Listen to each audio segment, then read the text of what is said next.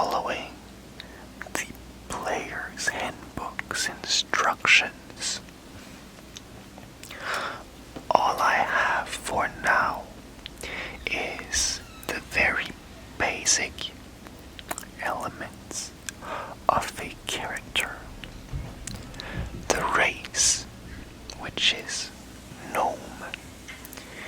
The class, a barbarian. And the background, a soldier.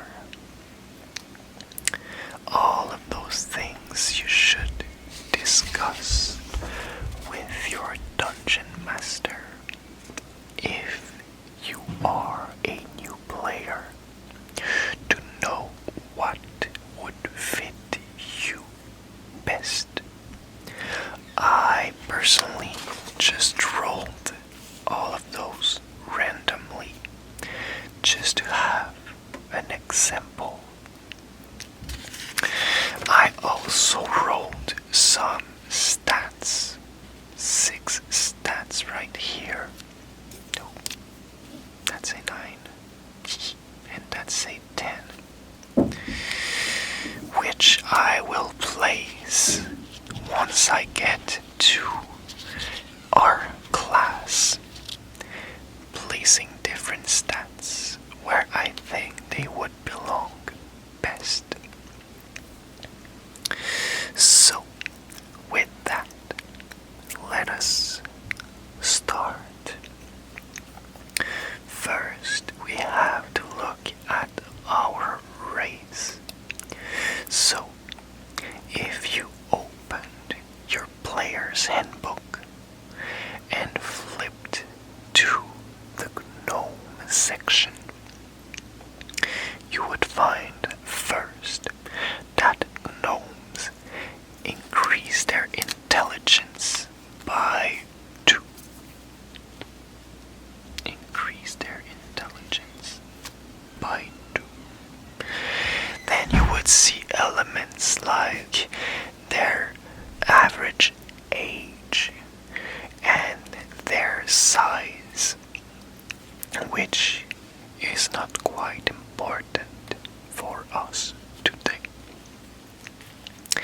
Then you would see that they have a base walking speed of 25. They also get a 60-foot dark vision, which, as you might have guessed, lets them see in the dark.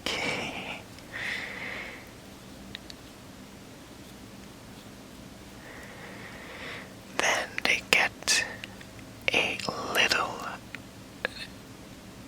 perky feature, if I do say so myself, which is gnome cunning,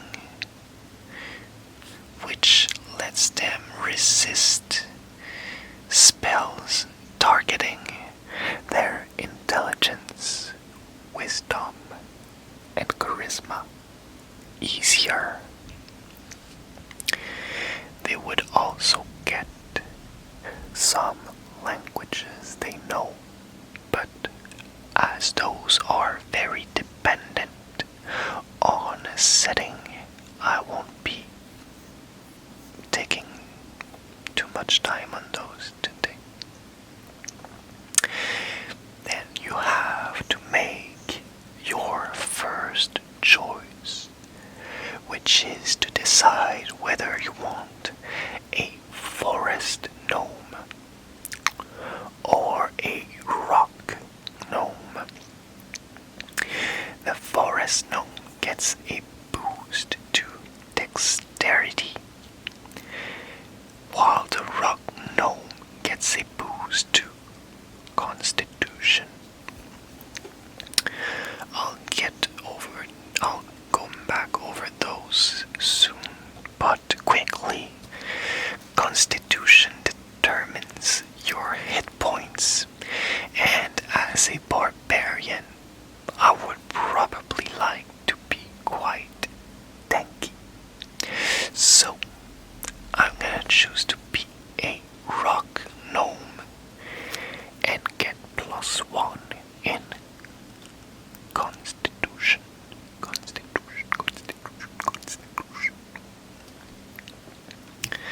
Then rock gnomes also get 2 abilities. The Artificer's Lore, which makes them better at knowing stuff about magical, alchemical, or technological items. And also Tinker, which allows them to create small mechanical devices. They gave the example of a clockwork toy, a fire starter, or a music box. And with that, we are already done with our race. See, not too bad, hey? Then we get to our class. This is where I like to decide where I put my stats, because when I know my class, I pretty much know what's my strong suit, what's my weaknesses, what I should be good at, and what I should not be the best at. A barbarian is a very strong fighter who gets hit and doesn't mind it. They don't have the best technique. They absolutely just make up for it with their intensity and rage. So, for a character like that, strength is very interesting. Strength is basically just your muscles, how strong you are, how much you can lift, how high you can jump. Just if you need muscle to give a force, that's your strength. I have a 15 here, which I'm gonna put in strength.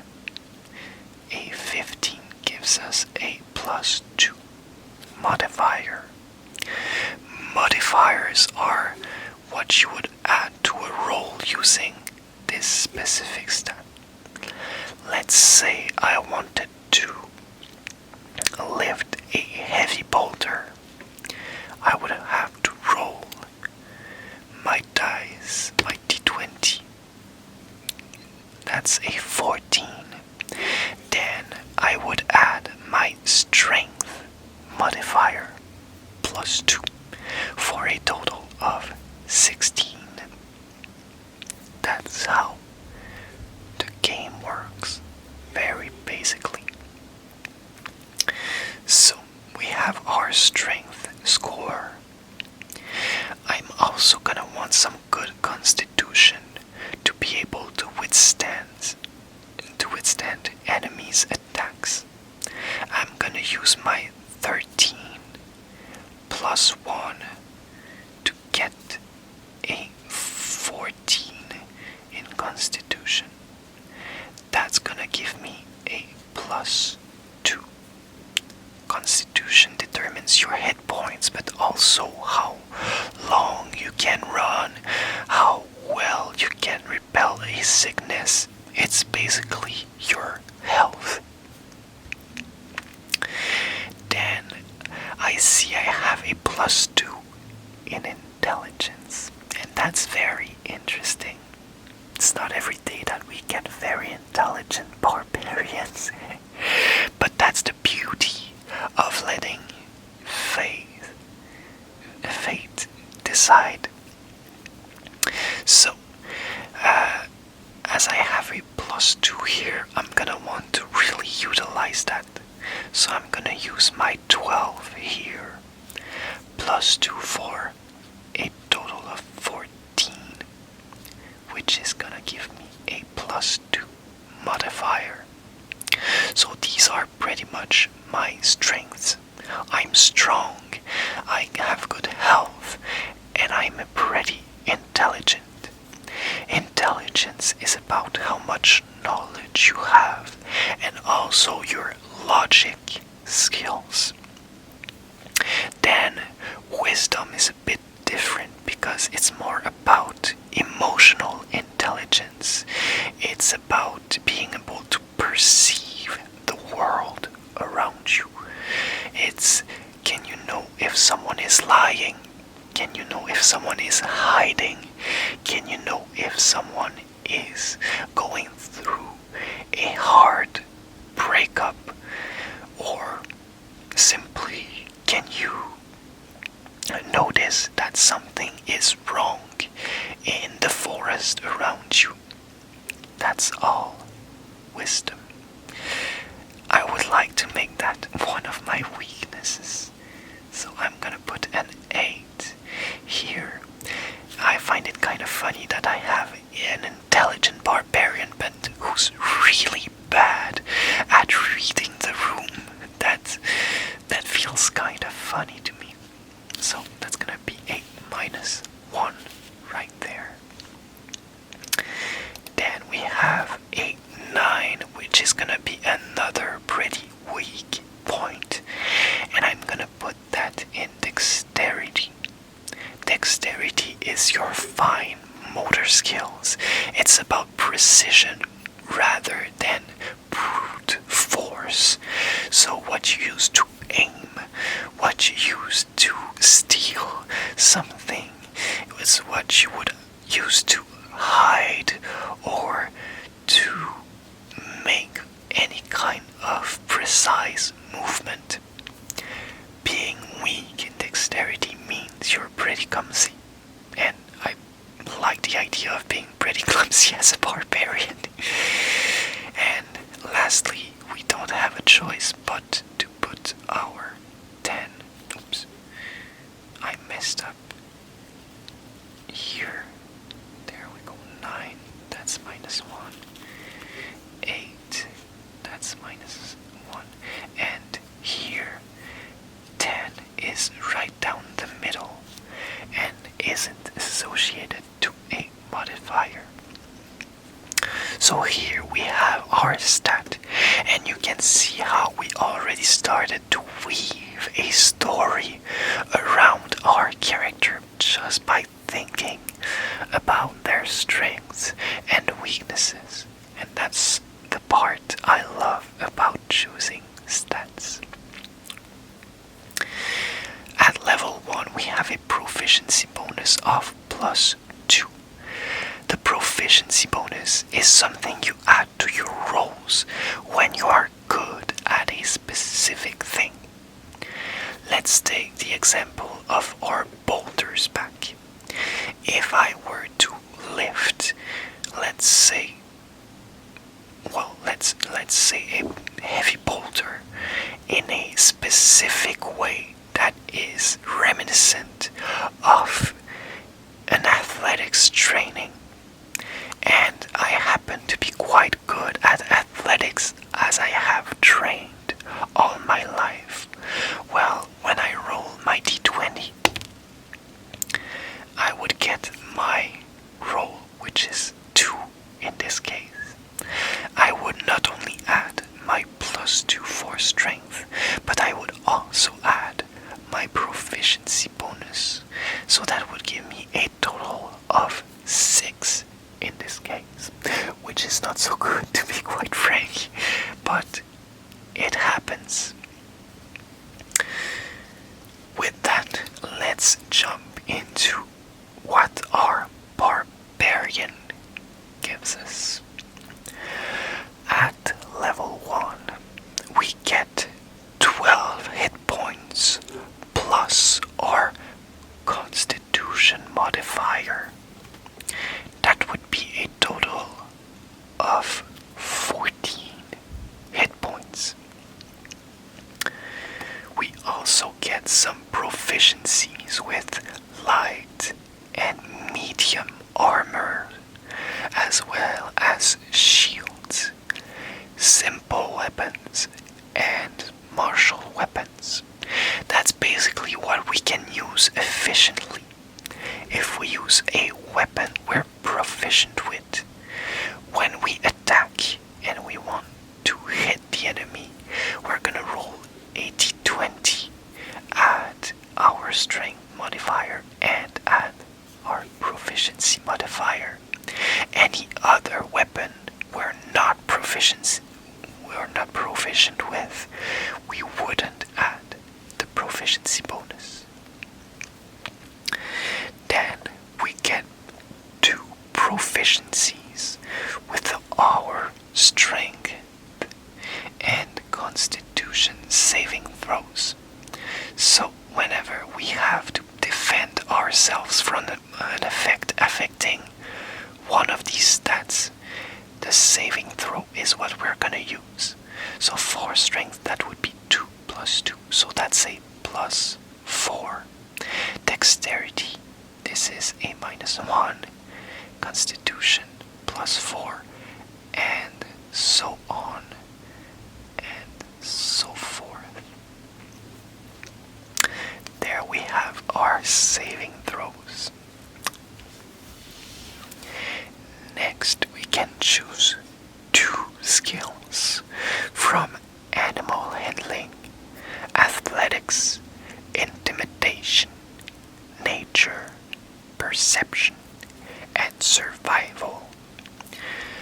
I would really like this barbarian to be good at perceiving the environment, not people, but its environment, to know when there are threats, because he's a soldier, so he would have to be aware of their surroundings and see what's if there's any threat around. So I'm gonna choose perception as the first proficiency. And for the seconds, I think athletics is always a safe choice for characters using their strength. So we then get some equipment. We can either choose a great axe or a martial weapon, a martial melee weapon of our choice. The great axe is a classic for barbarians, but for a gnome, that does not seem to fit really well for me.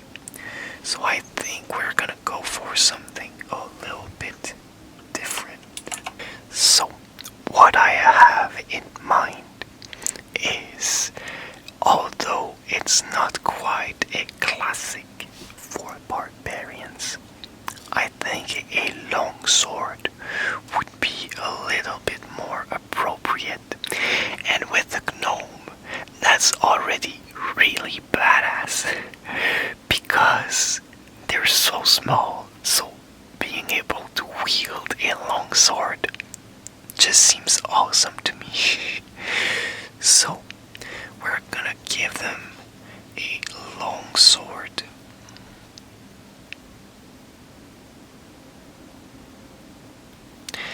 That's gonna be a plus 4 to hit, and it deals 1d8 plus 2 damage because of our 2 strength.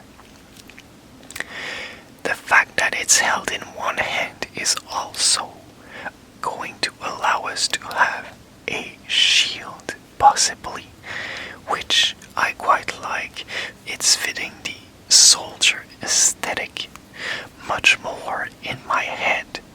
So I think that fits a narrative pretty well. We also get 2 hand axes, which have a plus 4 to hit. They can be thrown a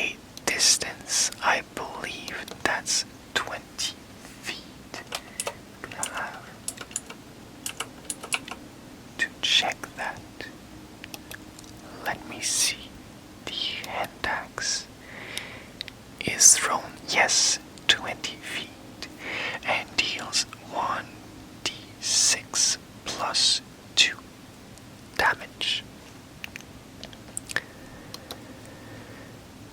And finally, we get an explorer's pack, which is full of plenty of useful item for an adventurer and for javelins.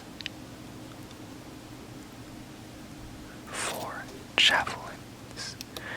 The javelin is also a thrown weapon. It has a range of 30 feet, a +4 attack bonus for us, and also deals 1d6 plus 2 damage. And with that, we have this first equipment we get as a barbarian.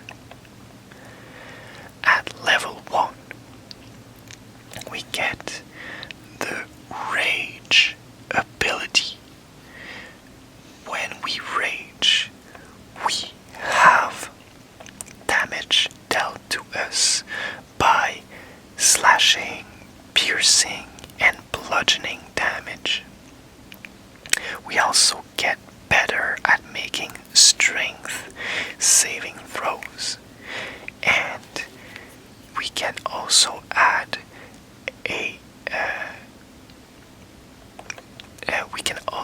some damage to our attacks made by melee weapons. We can rage a number of times defined in the player's handbook. For now, that's twice before we have to rest to regain the use of our rage. Then we also get unarmored defense. Unarmored defense. When we do not wear any armor except a shield, that's important for us, except a shield, our armor class is equal to 10 plus our dexterity modifier plus our constitution modifier. In this case, that's 10 minus 1 plus 2, so that's 11. Considering we would probably get a shield, that would go up by 2 to 13. But as a shield is not in the beginning equipment, I would not add it yet, but that's something I would like to get for this character. So, that is pretty much it for our class. The last thing we have to check is our background. Oh, quickly, our initiative is equal to our dexterity modifier, so that's -1. I was about to forget. So, now we can go on to our background. The background is basically what you were doing in your previous life before becoming an adventurer going on grandiose quests.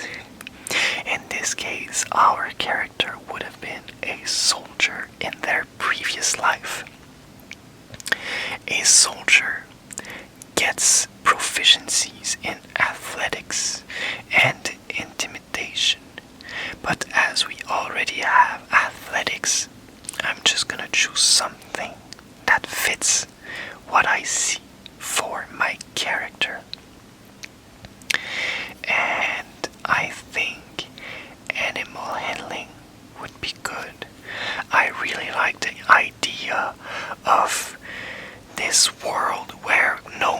have a very well structured military, and they ride all kinds of different animals.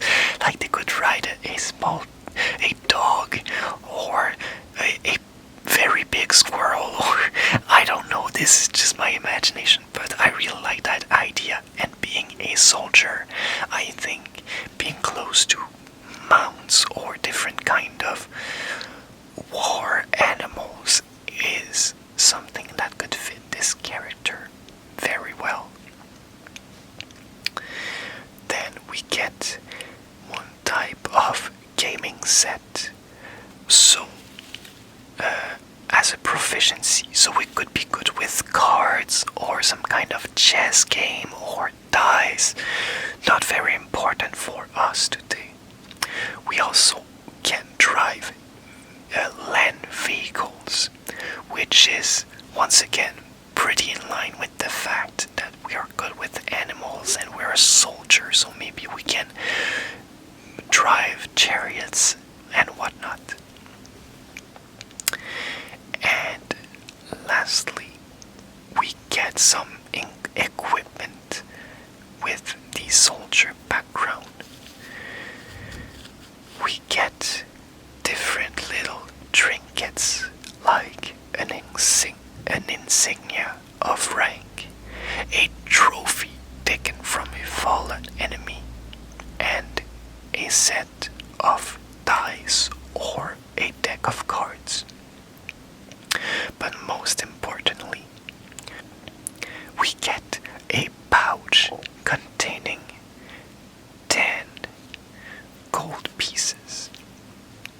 And with that, we have a complete level 1 character. And we would probably not stop there if we wanted to make it a real player character in a campaign. We would imagine what they do for a living, who they are, what's their personality and stuff like that. But for today, that's not going to be necessary. But we already have some elements of that. We know they're an intelligent gnome who likes to tinker and who are good with strength and their health, but they're not so good at reading people, and they may not be the best socially with people, but that doesn't mean they're a bad person. Just that sometimes they don't get what's going on with other people, and maybe people don't like them for that. Maybe people don't mind it about them, but sure enough, that could create some tension in the future with other party members or NPCs, maybe. And like that, we are done with this character. I hope you enjoyed. If you're new to